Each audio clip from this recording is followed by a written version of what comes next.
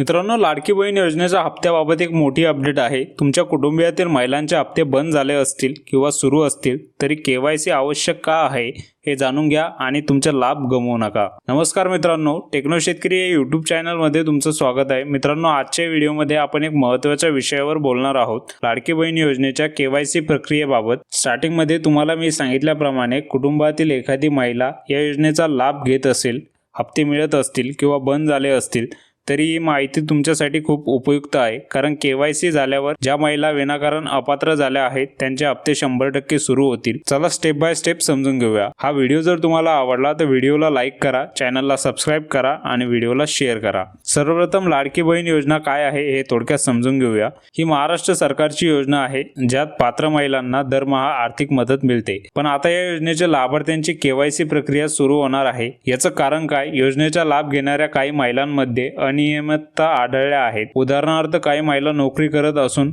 लाभ घेत आहेत, काही सरकारी योजनांमधून 1500 रुपयापेक्षा जास्त मिळवत आहे किंवा एकाच रेशन कार्डवर 2 पेक्षा जास्त महिला लाभ घेत आहेत। अशा अपात्र महिलांना वगळण्यासाठी केवायसी अनिवार्य करण्यात आली आहे। आता मुख्य प्रश्न, कोणत्या महिलांची केवायसी होणार? उत्तर सोपं आहे, सर्व महिला ज्यांनी लाडकी बहीण योजनेसाठी अर्ज केला आहे त्यांची केवायसी होणार। मग तुम्ही अर्ज केला असेल, हप्ते मिळत असतील किंवा बंद झाले असतील तरी केवायसी करावी लागणार। विशेष ज्या महिलांचे हप्ते विनाकारण बंद झाले आहेत त्यांच्यासाठी ही प्रक्रिया फायदेशीर आहे।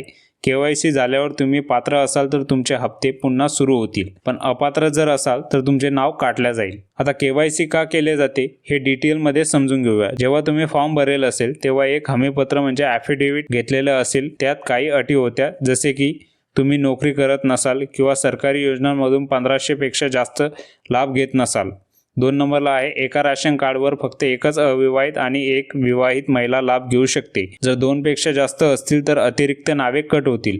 3 नंबरला, इतर कोणत्याही कारणाने अपात्र असाल, जसे की दस्तावेजामध्ये त्रुटी। काही महिलांनी या अटी न वाचता अर्ज केला, ज्यामुळे आता केवायसी मध्ये हे तपासले जाईल। राज्य सरकार लवकरच ही प्रक्रिया सुरू करणार आहे। केवायसी कशी करायची हे अजून जाहीर झालेलं नाही, पण बहुतेक आधार कार्ड, रेशन कार्ड आणि इतर दस्तावेजसह ऑनलाईन किंवा ऑफलाईन पद्धतीने होईल। ज्यावेळेस ऑफिशियल अपडेट येईल त्यावेळेस मी यावर एक व्हिडिओ बनवेल। त्यामुळे टेक्नो शेतकरी या यूट्यूब चॅनलला आता सबस्क्राईब करून ठेवा आणि बेल नोटिफिकेशनला ऑन करा। आता केवायसी नंतर काय होईल? पात्र महिलांना हप्ते सुरळीत मिळतील। ज्या विनाकारण अपात्र झाल्या त्यांचे हप्ते बॅकडेट मिळतील, म्हणजे त्यांना राहिलेले हप्ते पण मिळतील। आणि जर तुम्ही अपात्र असाल तर तुमचा लाभ थांबून जाईल, म्हणून आत्ताच तुमचे दस्तावेज तपासा। आता तुम्हाला एक उदाहरण देऊन सांगतो।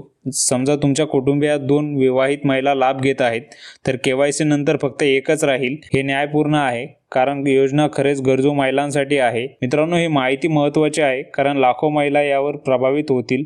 जर तुमच्या ओळखीच्या कोणाला हप्ते बंद झाले असतील तर हा व्हिडिओ त्यांना शेअर करा, व्हॉट्सअप ग्रुपवर, फेसबुकवर पाठवा। आणि हो, टेक्नो शेतकरी या यूट्यूब चॅनलवर जर तुम्ही पहिल्यांदा आला असाल तर टेक्नो शेतकरी यूट्यूब चॅनलला तुम्ही सबस्क्राईब करून ठेवा, बेल नोटिफिकेशनला ऑन करा।